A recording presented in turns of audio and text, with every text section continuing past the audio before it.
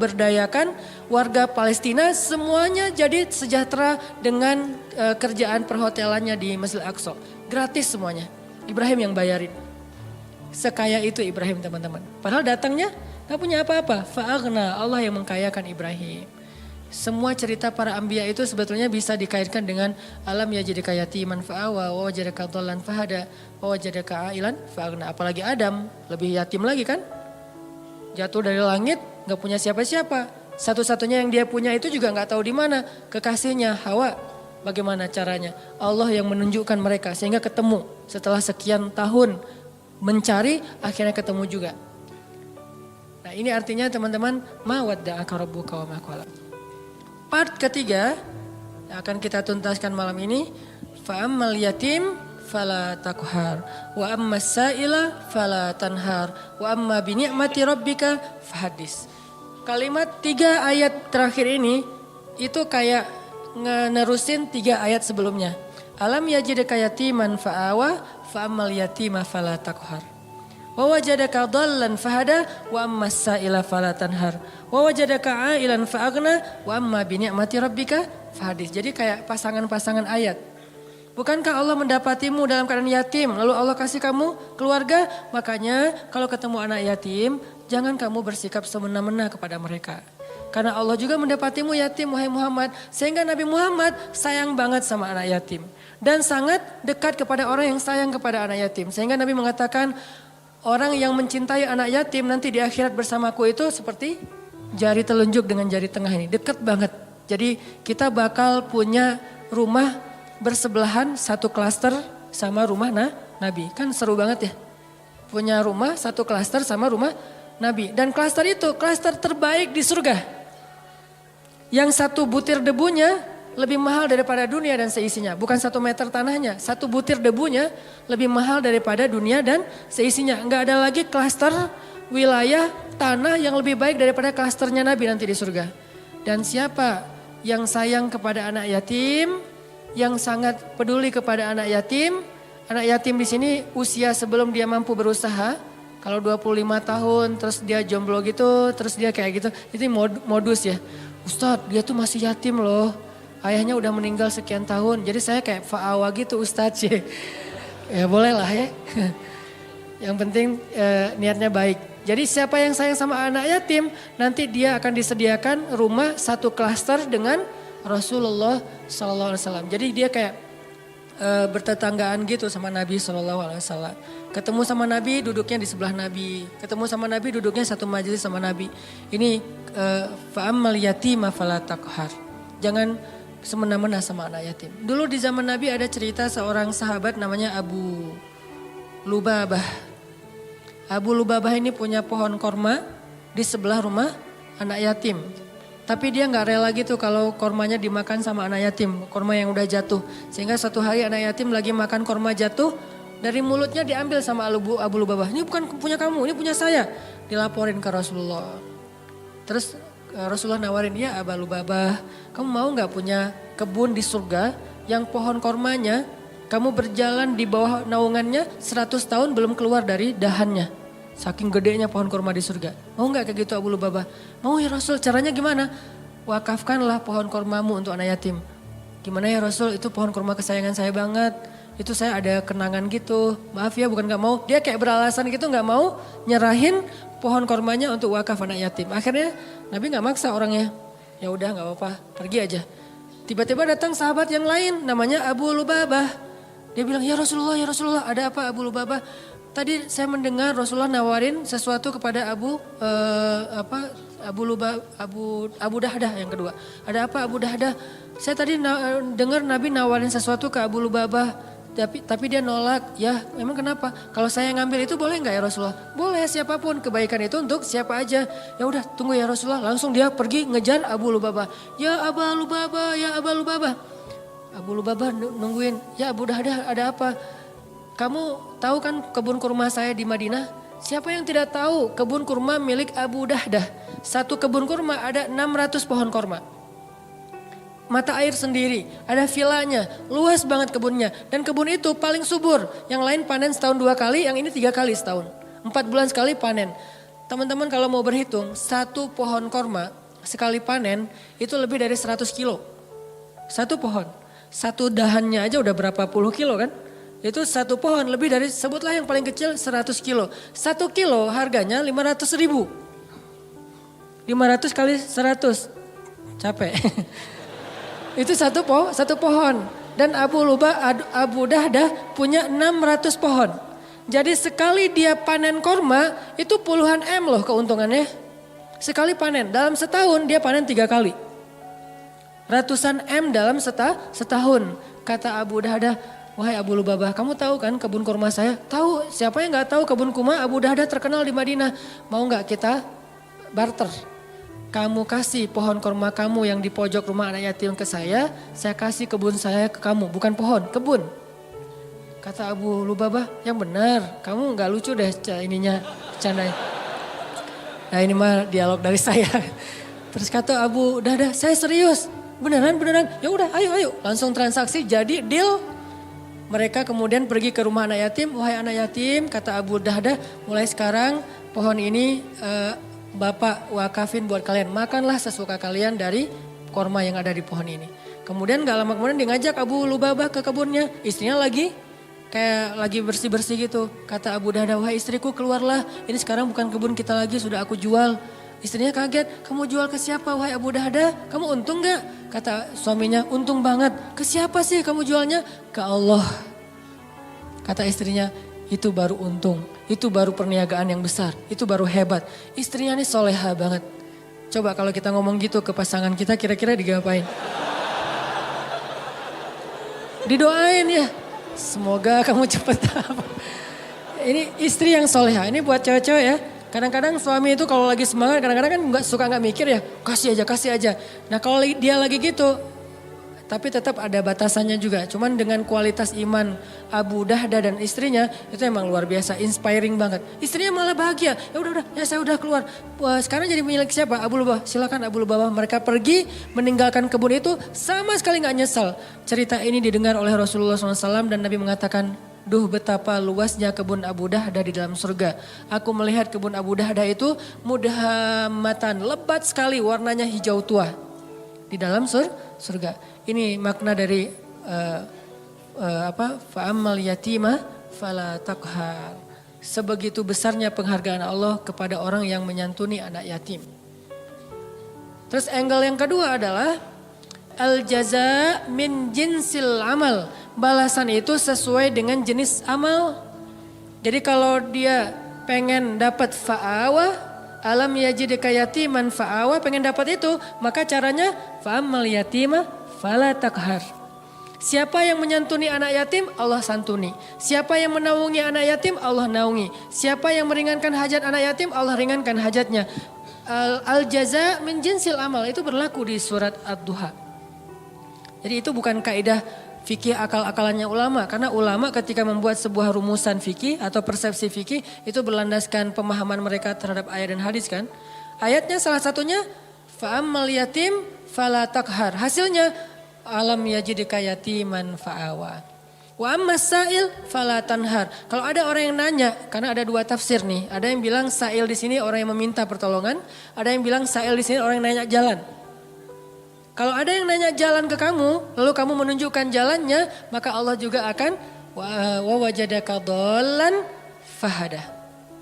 Makin sering kita ngebantu orang untuk menemukan jalan, makin sering kita dengerin curhat teman kita, makin sayang Allah untuk dengerin curhat kita. Maka sabarlah mendengar curhat temannya. Walaupun kadang-kadang emang capek sih, tapi sabarlah. Latihlah mendengar curhat teman sehingga kita jadi seorang suami yang mau mendengar curhat istri. Nanti ketika kita udah nikah, Neng mau cerita, apa? Kayak semangat gitu kan ya. Iya tadi ada cerita sama teman-teman gini-gini. Kita jadi pendengar yang baik, bukan langsung kita patahkan. Kenapa? Karena udah terbiasa di kos-kosan jadi tempat curhatnya teman-teman sekos-kosan. Sampai ibu kos juga curhatnya ke kita gitu.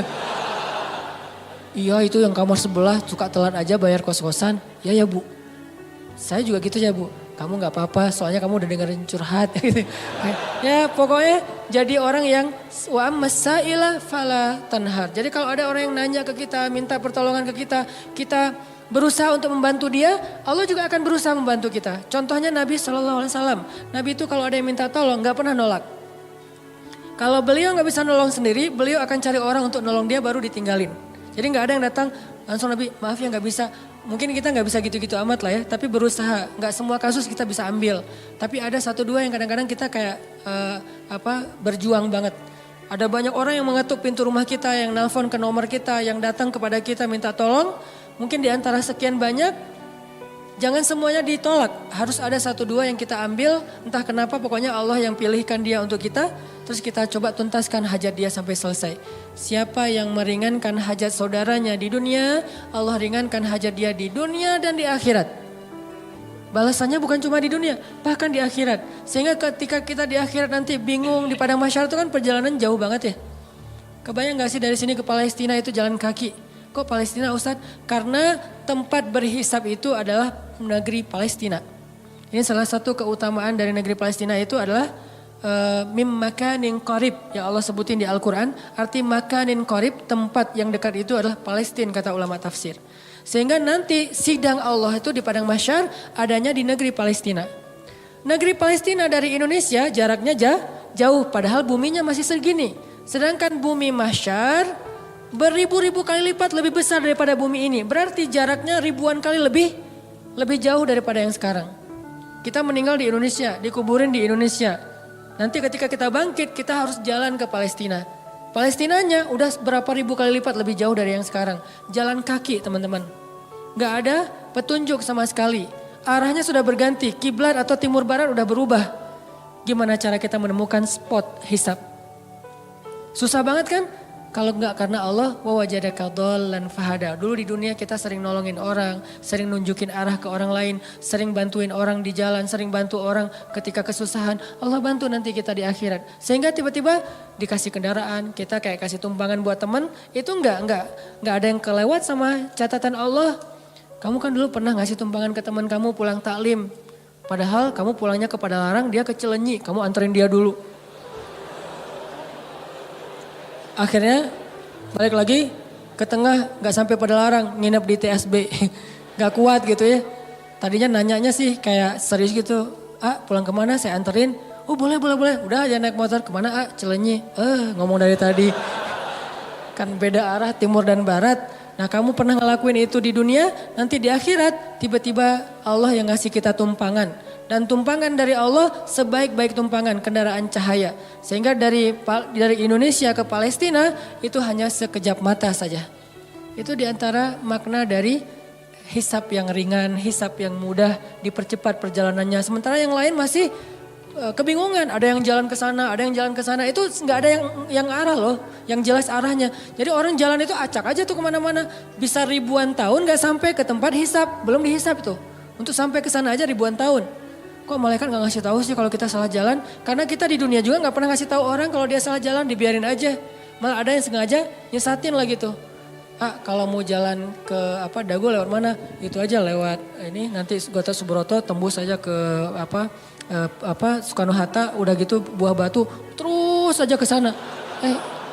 Itu mah Banjaran ya. Nah ini artinya nanti pas kita nanya malaikat mau ke tempat hisab, tempat hisab, balik lagi aja ke belakang, kamu udah kejauhan. Tapi malaikat gak gitu-gitu juga sih. Paling-paling malaikat cuek ninggalin kita gitu. Akhirnya kita terkatung-katung, ini makna terkatung-katung. Istri kita bangkitnya bareng. Kenapa bangkitnya bareng? Karena kita pengen dikuburin satu liang lahat. Cinta sejati gitu kan, true love and endless love lah. Pas meninggal wasiat aku pengen dikuburin sama kamu. Udah aja dikuburin satu liang lahat. Pas bangkit, noleh juga enggak teman-teman. Yauma yafirrul mar'u min akhihi wa ummihi wa abihi wa sahibatihi wa banihi likulli imri'im minhum yauma idzin sya'nun yughni. Kita bangkit bersebelahan tapi enggak noleh. Kok bisa gitu Ustaz gak kenal? Kenal tapi gak peduli. Kok gak peduli? Saking takutnya kita tentang nasib diri sendiri. Sampai diibaratkan hari itu kata Allah di surat Al-Muzammil, hari ketika seorang wildana syiba, seorang anak kecil aja tiba-tiba beruban saking stresnya dia. Tapi gak semua orang yang rambutnya beruban itu karena stres ya. Sebagiannya doang. Kalau anak kecil sampai tiba-tiba beruban berarti kan stres banget tuh hari ya. Kita nggak noleh ke pasangan kita. Terus kapan kita kenal dengan pasangan kita Ustadz? Nanti setelah edisi part ini udah lewat, nanti ada adegan kita udah mulai saling kenal, saling menyapa, bahkan saling menuntut, saling menjatuhkan, saling menolong. Itu ada adegannya nanti. Tapi di adegan pertama nggak sama sekali nggak peduli.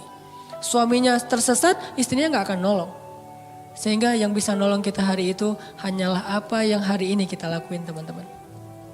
Sehingga kalau kita nemuin ada sa'il itu bisa orang yang minta tolong, bisa orang yang nanya jalan, fala tanhar. Jangan bikin dia kecewa, jangan sakitin hatinya. Kalaupun kita nggak bisa bantu dia, minimal jangan sampai kita manna wal adha, menyakiti dia dengan kata-kata kita. Jangan. Setidaknya kita kalau nggak bisa tolong pun ya sudah. Ya nggak bisa nolong aja, jangan udah nggak bisa nolong nyakitin lagi tuh. Kayak kita nggak bisa nolong teman-teman di Palestina, ya udah jangan ngomong ngapain sih jauh-jauh, udah nggak usah. Kalau pengen nolong yang dekat-dekat silahkan, mau dua-duanya lebih bagus lagi, mau yang sana juga nggak masalah. Yang penting jangan nyakitin.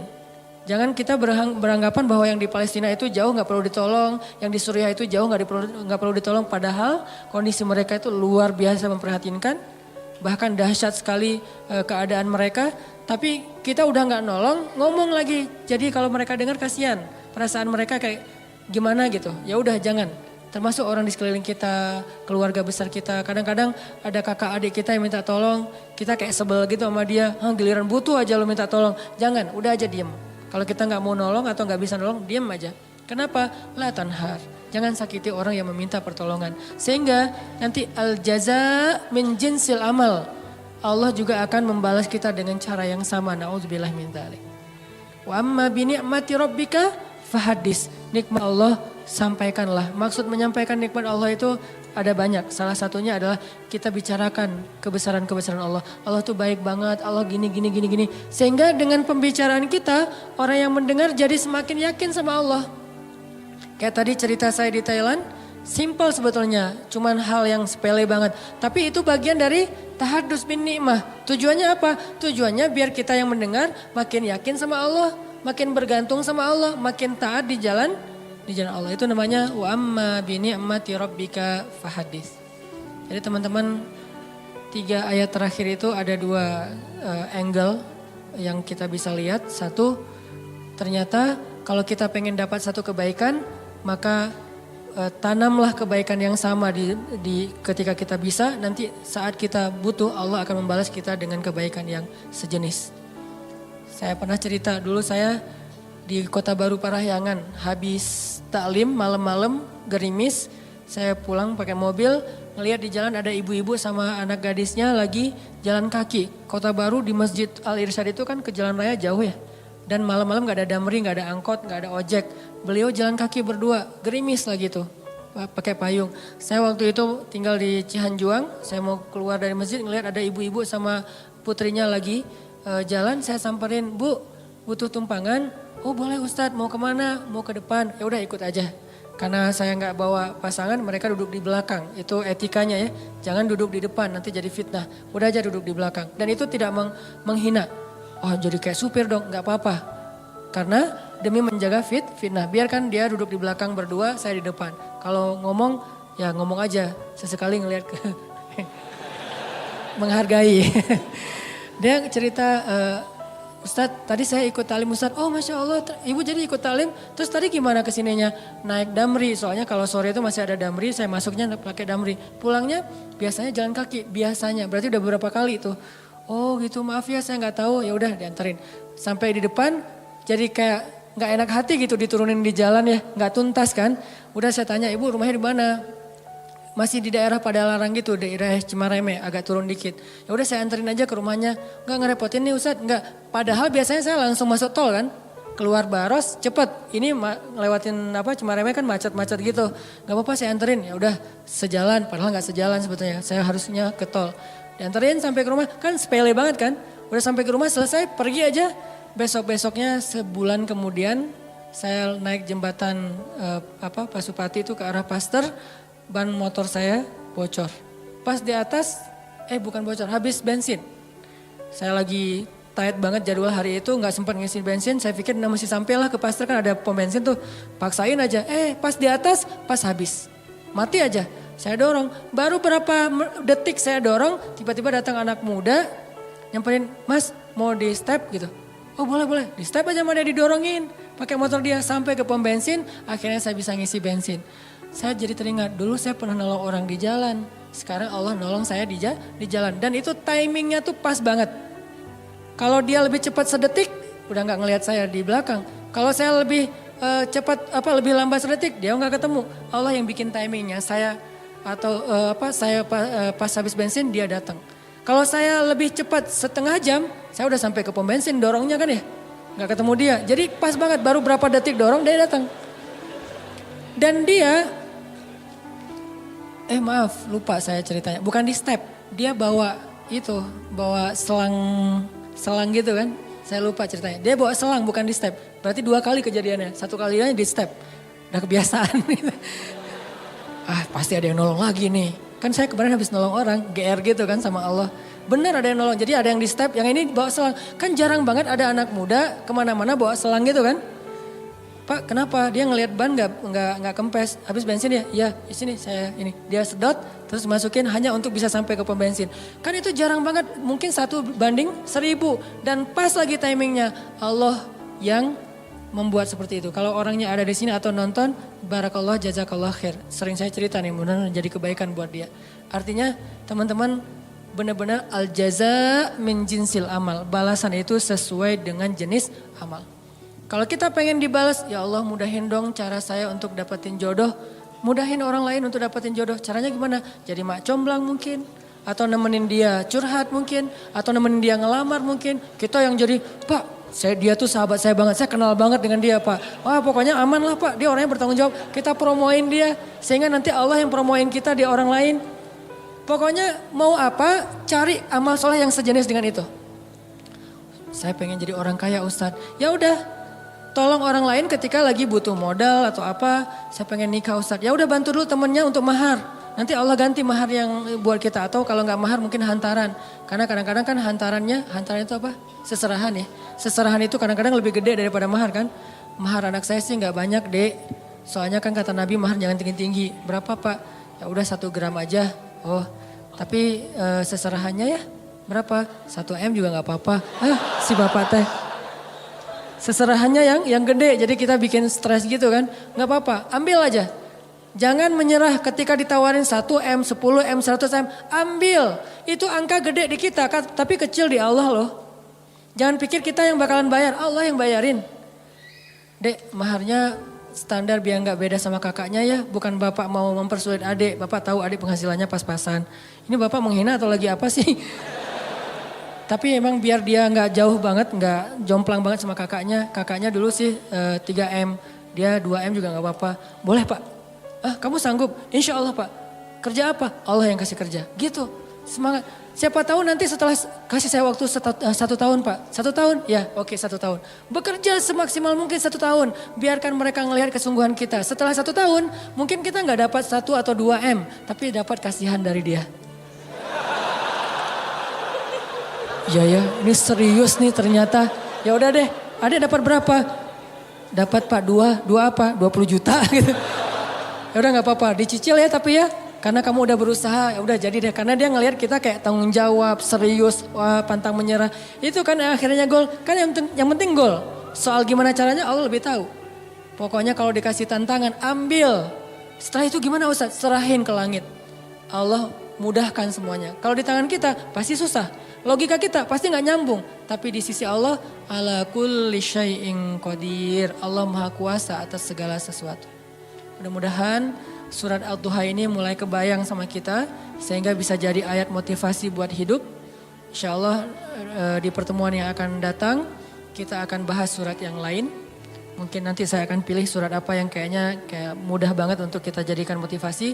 Kita coba mulai bahas surat-surat supaya apa yang kita dapetin di Rabu malam ini benar-benar bisa jadi bahan renungan, bahan motivasi, bahan membersihkan hati, bahan untuk mendekatkan diri kepada Allah Subhanahu wa taala.